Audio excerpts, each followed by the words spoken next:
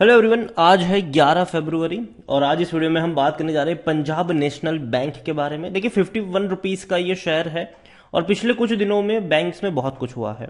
खास करके जब से आरबीआई ने भैया बढ़ाने की बात करी है रेपो रेट को, और तब से लेकर अब तक अगर हम देखें तो बैंकिंग जो शेयर्स है वो कहीं ना कहीं थोड़े से संभलते हुए नजर नहीं आए हैं।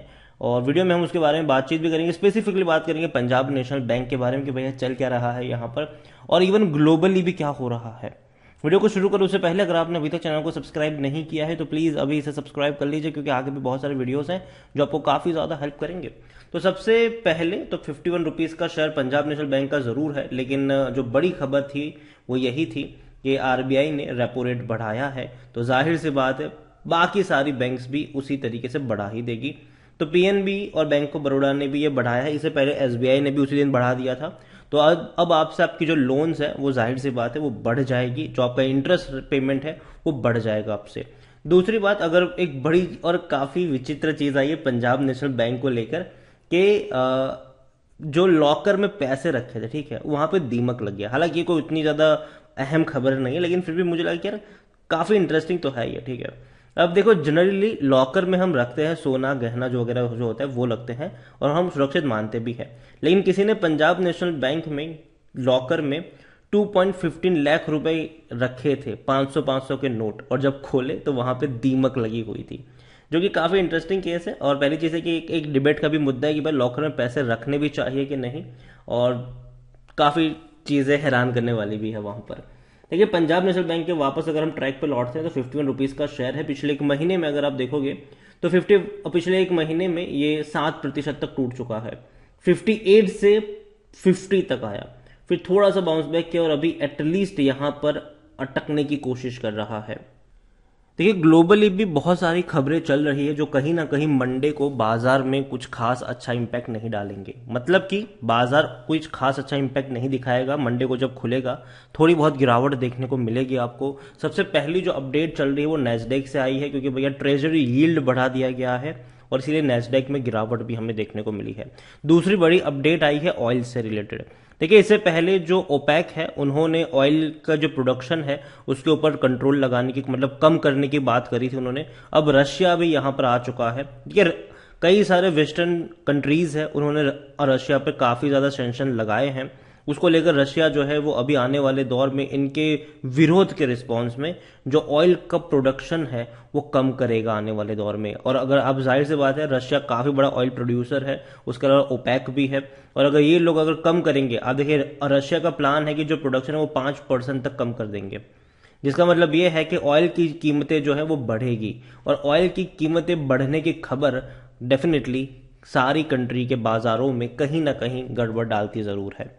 और जहां तक पंजाब नेशनल बैंक, हालांकि अगर आपको लगेगा इससे इनका क्या लेना देना, तो अगेन मैं कहूंगा अगर पूरा बाजार गिरता है इस वजह से, इस अपडेट से, तो थोड़ी बहुत गिरावट आपको, जो मार्केट का सेंटीमेंट है वो हमेशा खराब होता है, तो सबके ऊपर लागू होता है इसकी वजह से। यहां पर पीएनबी को लेकर देखें तो हाँ, इनके लिए रेपो रेट वाली खबर जो काफी बड़ी खबर है, जाहिर सी बात है लोग अगर कम लोन लेना पसंद, मतलब लोग अगर लोन कम लेंगे जाहिर, तो कहीं ना कहीं दिक्कत तो है इनको भी। एक साल में अगर आप देखोगे तो पिछले एक साल में पंजाब नेशनल बैंक के शेयर में 25% की तेजी है। अभी भी 28 रुपए से बड़ी तेजी बनी, 60 रुपए तक गया, अब करेक्शन दिखा रहा है। देखो अच्छा बैंक है, पहले मैं कह दूं ये मुझे पसंद है ये बैंक। इवन जब आपको 30 रुपए के नीचे मिल रहा था, 35 के नीचे मिल रहा था, कई सारे वीडियोस थे मेरे के खरीदो भूल जाओ, डेफिनेटली पीएसयूज में दम देखने को मिलेगा। सरकारी बैंक्स अब पहले की तरह नहीं रही है। सरकारी बैंक्स अब काफी कह सकते हैं कि हाँ अग्रेसिवली काम करना शुरू कर चुकी है। सरकारी बैंक्स में भी अब चीजों को टटोल कर काम किया जाता है। ऐसा नहीं कि किसी को भी लोन उठा के दे दो, हालांकि हाँ अभी भी कुछ थोड़े बहुत केस निकलेंगे, लेकिन पहले जितने नहीं अभी भी हो रहे हैं। तो सरकारी बैंक्स में अच्छा कामकाज शुरू हो रहा है, कह सकते हो एटलीस्ट पहले से बेहतर हो रहा है। तो मेरे हिसाब से आने वाले दौर में पोटेंशियल जरूर है पीएसयूज में। और पंजाब नेशनल बैंक मुझे पसंद आता है ये बैंक, इवन जब महंगा हो तब नहीं, जब सस्ता हो तब। जब 35 के नीचे था, कई सारे वीडियोस थे मेरे खरीदारी है कि खरीदो और भूल जाओ, लेकिन जब 50 के ऊपर निकला था तब मैंने कहा था कि मतलब थोड़ा सा इंतजार कर लो।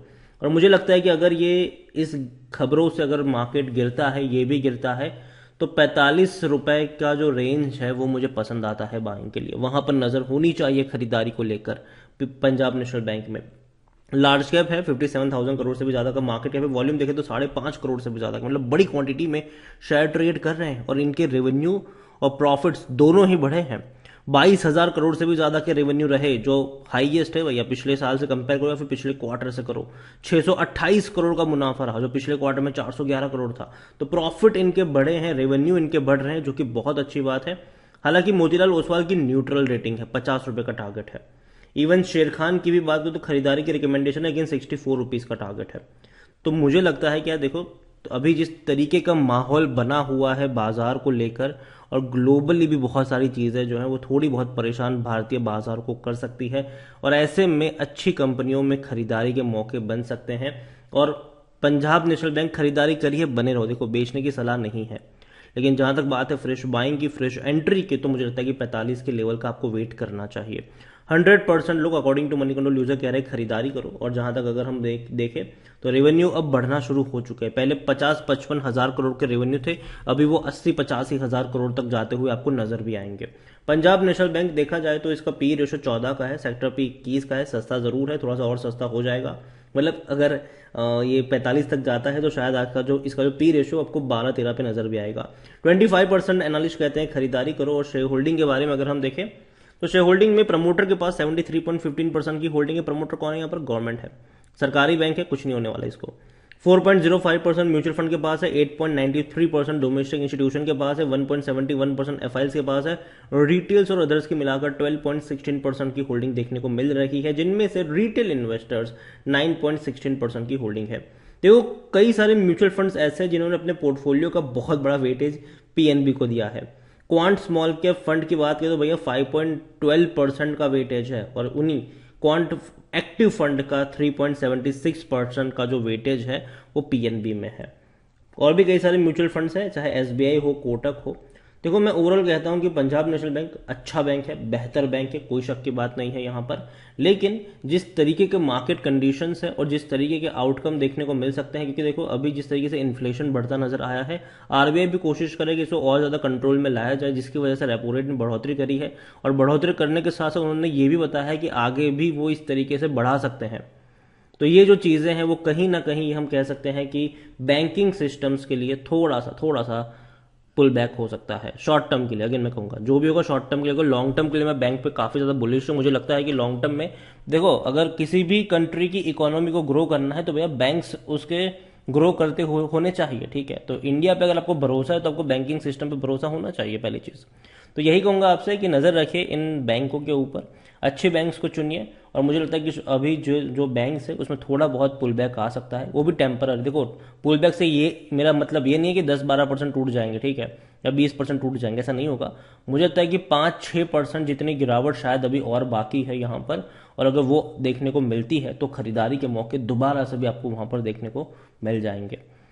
तो पंजाब नेशनल बैंक नजर होनी चाहिए आपकी। और कौन से बैंक्स के ऊपर आप चाहते हैं कि मैं अगला वीडियो बनाऊं, और आपके पोर्टफोलियो में कौन सा बैंक है उसके बारे में भी आप मुझे कमेंट में लिखकर बता सकते हैं। वीडियो पसंद आए तो लाइक करो, शेयर करें। चैनल पर पहली बार आए हैं तो प्लीज सब्सक्राइब करना मत भूलिएगा। Thank you.